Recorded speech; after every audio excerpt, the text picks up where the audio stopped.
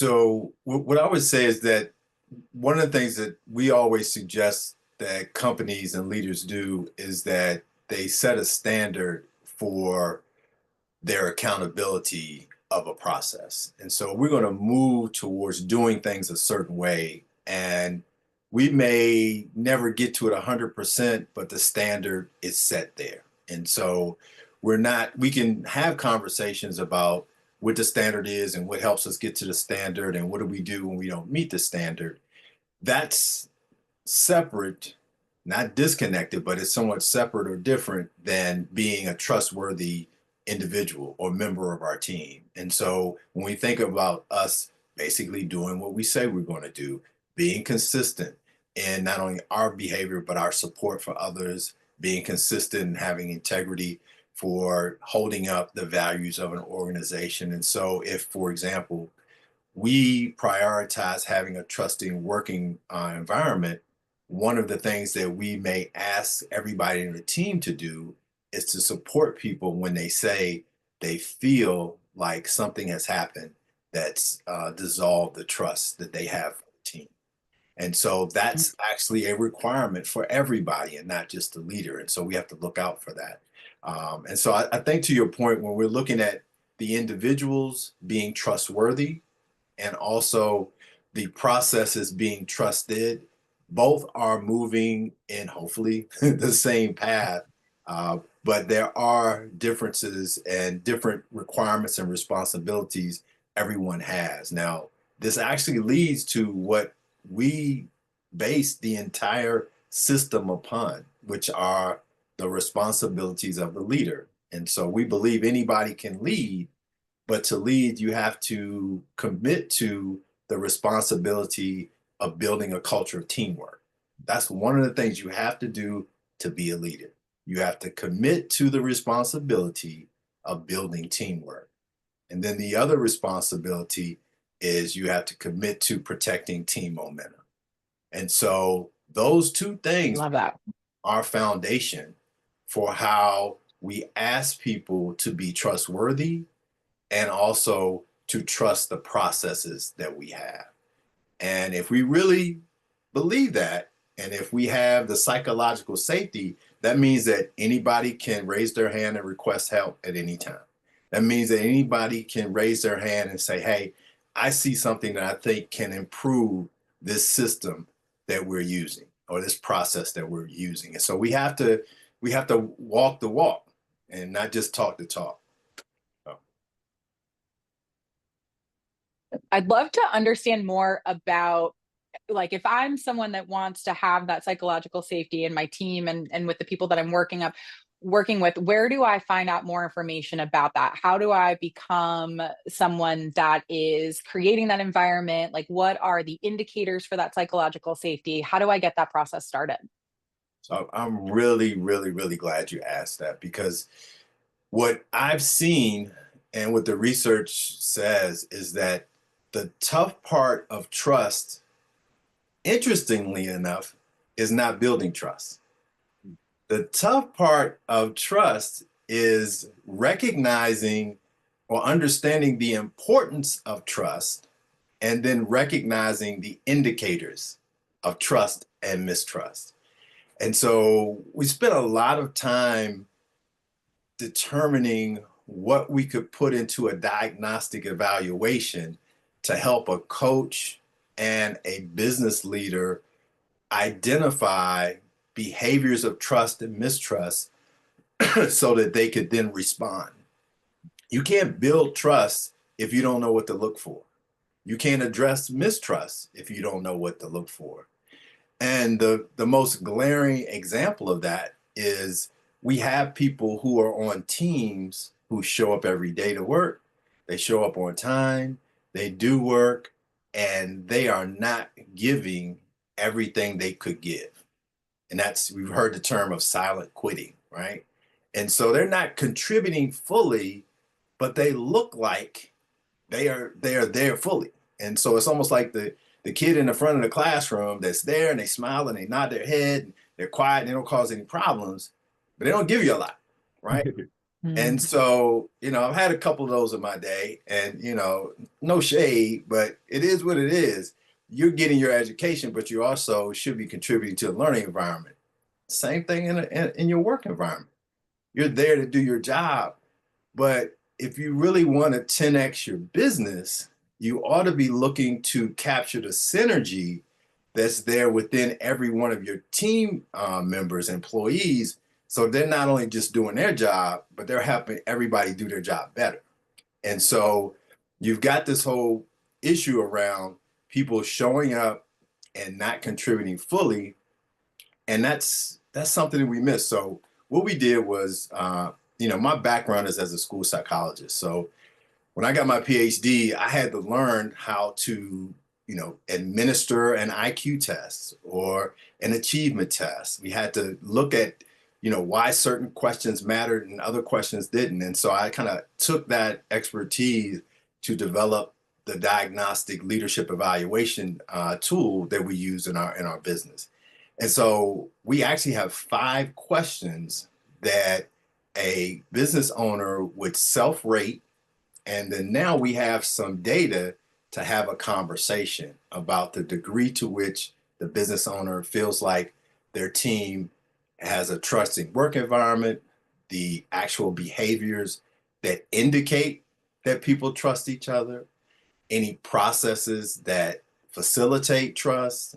And then we look at the degree to which people are willing to actually support people who experience mistrust or distrust, and Mm. what the actual leader does for the person who violates team trust. So we have these 5 questions, and it becomes, the self rating becomes a point of entry.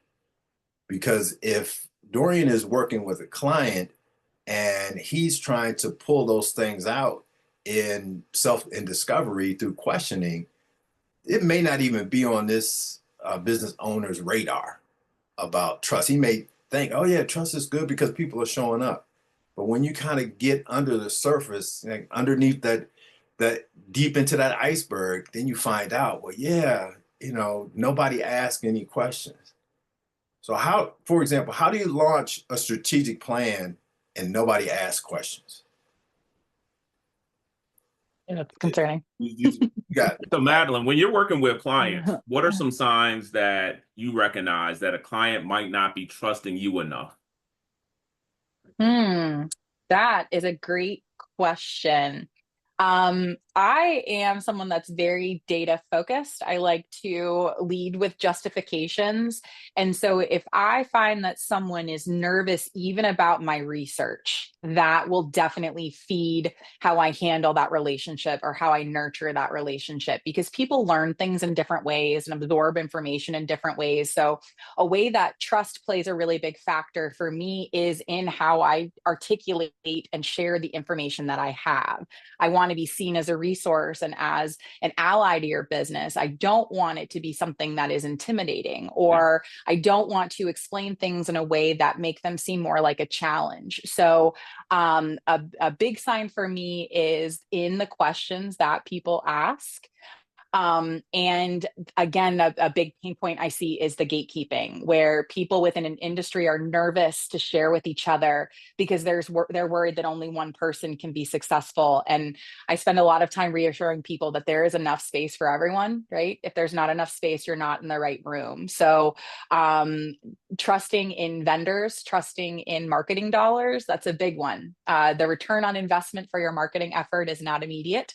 It may not always be literal. So I have a lot of conversations about trust and about managing expectations. I think more of what I end up objectively doing is helping manage expectations so that trust can be appreciated when it is happening, even if it's not to your preference, for example.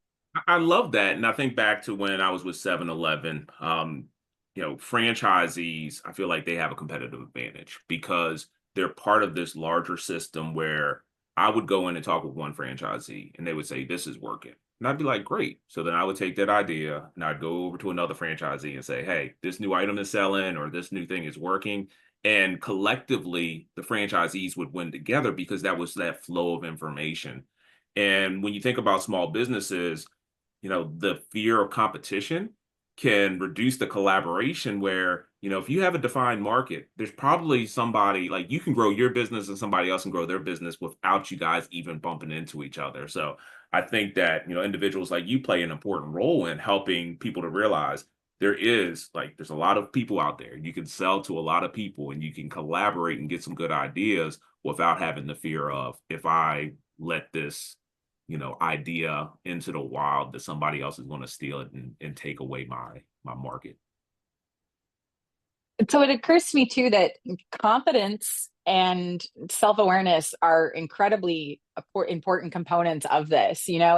As you're developing these leaders and as you're working with coaches that impact other people's lives, how much of it is reassurance? How much of it is remembering to tell yourself that you know what you're doing and to trust yourself? And how much of it is you trust yourself because you continue to do the research or because you have resources available to, where does trust come into play in that sense? That's one of the things I love about the framework that Dr. Rudy's put together, because, we may identify like trust is the issue, but then we have to explore like, what is it about trust that's actually stopping us from being effective? Is it our own insecurities, our own self-doubt that's getting in the way? So that is really where the coaching, me as a coach, I put on my hat and I really get into mindset and help people really explore like, who are you? You know, when Mm. when everything is, away, like who are you? Who do you want to be? And if you can consistently build your brand and be consistent about, what you value and what you do, then two things will happen. One, you can have more confidence in yourself because you can predict what's going to happen because you got plenty of experience. You have a bunch of wins doing things. But then more importantly, your team can have confidence in you because they know, okay, everybody has a bad day every once in a while, but Madeline's going to do the best she can to deliver great marketing advice and give us guidance. And if we trust her, that she's going to help us get from where we are today to where we want to be. Yeah, I really like that. The other and the issue of confidence is really important, and I think a big benefit of our system is that it provides clarity and structure. And so what we find is that when people get moved into a mid-level manager position or leadership position, or they're an entrepreneur and they're starting a business, or they're moving into a leadership of a small business, sometimes they have training on what matters as they lead, sometimes they don't. And what we are hearing back now from the people who come through our system is that what we've given them, and it was specifically designed to be simple and able to provide them clarity where to focus their time. That actually takes off the burden of everything going on around you in the world, the distractions, the responsibilities, all the things in your job and outside your job that take your attention away. Now you got a system where you can come back in and say, these two things really matter. I got to keep the focus on building this culture of teamwork. I got to keep the focus on protecting momentum. And now I can use that as my North Star to lock in on how I want to work with this issue of trust. And so, regardless of how much I have to increase my individual confidence, I'm going to benefit and the team's going to benefit from these processes in this culture that actually drive teamwork and drive trust. And so even if my confidence only goes up a little bit, I may be 10xing the trust on my team. And that 10x on the trust may actually pull my confidence along because I may have had some experiences that really have limited my confidence. And sometimes I need to see the results that these things matter. And so I think in addition to all that we do to support and build up the confidence of our leaders, that's crucial. We continue to do that. We also want to and see the value in putting these things in place that build culture so that both of those things can occur at the same time. So, Madeline, As we're kind of going through trust, we say, trust is kind of the goal. Psychological safety is kind of the anchor concept of what we need to aspire to. The framework, and you guys are getting this for free. Like most of the time people have it. But the framework that we use is called teams to help people actually get more trust. And, if you're comfortable, I'd like to kind of work through the teams concept with you and kind of think about like a vendor, a client that you're working with and how you can increase trust. Okay. Okay? Sure. Yeah. All right. So the first part of teams is together. And, when you're starting off with a client, I think it's really important to have some processes in place as far as how frequently we're going to meet, what are the meetings going to look like. So when you're typically starting with a new client, what are the expectations that you set with them as far as the frequency of meetings and what meetings look like? I do typically try to build that into the structure of my contract because I am fractional. Every engagement that I have is different. So I typically help guide the relationship by setting that expectation up at the beginning.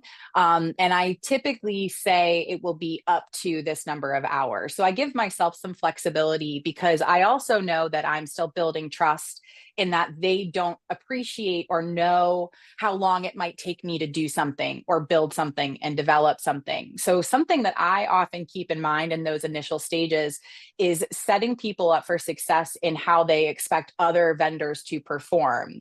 Sometimes being the fastest doesn't make you the most efficient. And so, do I want you to acknowledge the time I invested in this or the effort I invested in this? So, really, how I try to get that process started is by setting the expectation, by giving parameters of what to expect. And then I love data. So I typically will provide resources right away.